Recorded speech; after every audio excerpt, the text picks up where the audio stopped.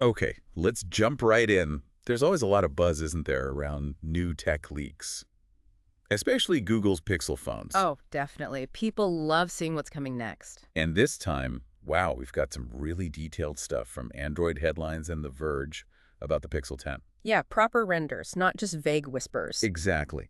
So our mission today is basically to do a deep dive into these leaks. We want to pull out what's really important, figure out what it tells us about Google's next phones, and, what it means for you. Sounds good. I'm pretty excited to unpack this stuff. Me too.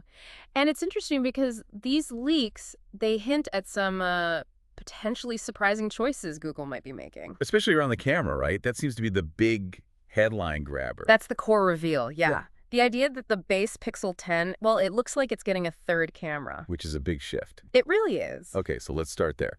The main thing from these renders, reported first by Android headlines, is this third camera on the back of the standard Pixel 10. And specifically, they're saying it's a telephoto lens. Right. Alongside the expected main and ultra-wide cameras? So the usual suspects plus one. What's really fascinating here, though, is putting a telephoto on the base model. Like, that's typically been a pro feature, hasn't it? Absolutely. Reserved for the higher-end phones. So adding it to the standard Pixel, it kind of democratizes that feature. It could even, push competitors to rethink their own non-pro phones. Yeah, blurring the lines a bit. For the average person, it means, well, much better zoom. Proper optical zoom for distant stuff, not just that grainy digital zoom we often get on base models. It's a strong move. Yeah. So, thinking about it, what stands out to you when you consider adding a telephoto? Like, for your own phone use, how often do you find yourself wishing you could zoom in better?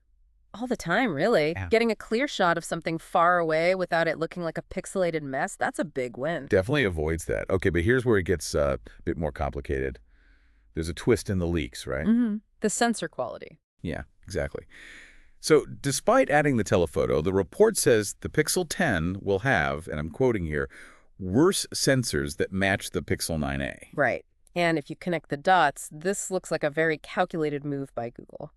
How so? Well, when they say worse sensors matching the 9A, which is, their current mid-range phone, Right. it probably means smaller sensors, maybe older tech. Right. And that's not just a small thing. It impacts how much light the camera gathers.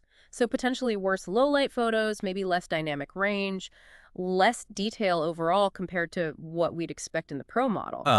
Right. So you get the telephoto feature. But maybe not the absolute top-tier quality behind it. It lets Google offer something cool on the base model, but still gives people a reason to buy the more expensive Pixel 10 Pro, which would likely have the better sensors and the telephoto. Creating that separation. Exactly. It's product differentiation. That's a tricky balance. So for someone buying, what's the trade-off? Is a telephoto with maybe slightly lesser sensors still a good deal?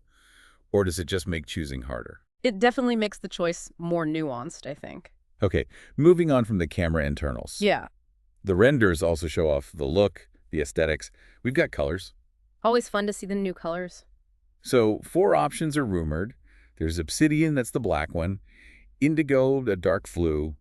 Frost, which looks like a gray-blue kind of thing. Uh-huh. The usual suspects, most. And then limoncello. Limoncello.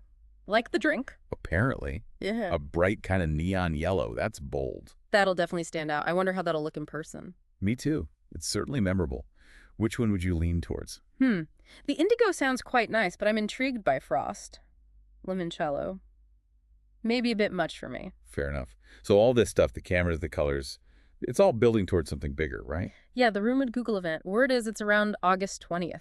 That's when they're expected to launch the new Pixel lineup. And it's not just the Pixel 10, potentially? Nope. The leaks also mention maybe a dust-proof Pixel 10 Pro Fold, an update to their foldable, and perhaps the Pixel Watch 4, too. Wow, okay, so a potentially packed event. Seems like it.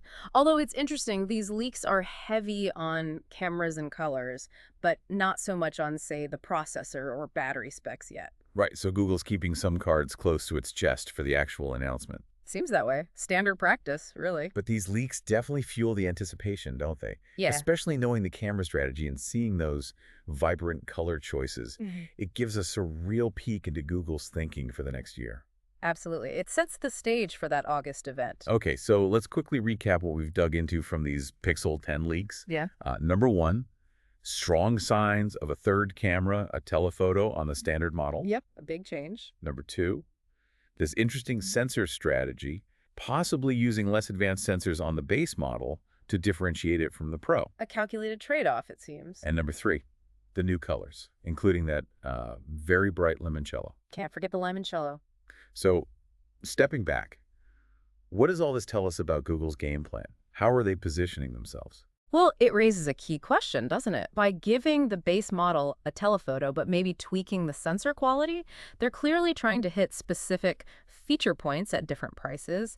It shows they're really thinking about segmentation. Competing carefully. Exactly. How will this affect, the actual user experience, and how will people choose between the Pixel 10 and, say, an iPhone or a Samsung, especially in this super crowded market? It really forces you, the listener, to think about your own priorities, Yeah. right? Like, what do you value most? Is getting that optical zoom worth it if the sensor isn't maybe top of the line?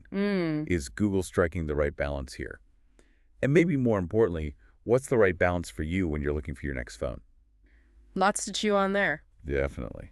Well, hopefully this deep dive gave you some good food for thought. Keep that curiosity going.